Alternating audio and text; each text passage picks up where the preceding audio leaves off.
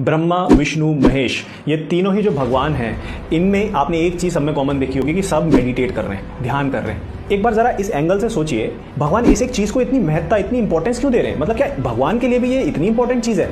तो आप ज़रा सोचिए कि मेडिटेशन में वो अपना physical effort, mental effort, emotional effort खुद से दे रहे हैं, तो ये कितनी बड़ी चीज़ होगी। तो आपको मैं बता दूं, मेडिटेशन के बारे में बहुत सारे लोगों को नहीं पता है कि जब आप प्रेजेंट में ब्रेथ पे फोकस कर रहे होते हैं, ध्यान कर रहे होते हैं, तो आप सारे पोर्टल्स को, सारे डायमेंशंस को एक्सेस कर सकते हैं। जी हाँ, मेडिटेशन बहुत ही डीप चीज़ है, people don't know about that, बहुत गहरी चीज़ है। ब्रह्मा जी को पूरे विश्व की सारी चीज़ों का ज्ञान एक जगह पे बैठे बैठे हो गया। उन्होंने अपने मुंह से वेदों को बोल दिया। कहीं से पढ़े नहीं थे उन्होंने, कोई लाइब्रेरी में नहीं गए थे, वेद पहले पढ़ लेता हूँ फिर बता दूंगा, नहीं, ध्यान से ही अपने आप ज्ञान प्राप्त हो सकता है। कैसे प्राप्त हो सकता है? ये बहुत डीप है, मुझे पता है बहुत लोगों को समझ में नहीं आएगा, क्योंकि दिमाग इस्तेमाल नहीं करना है यहाँ पे।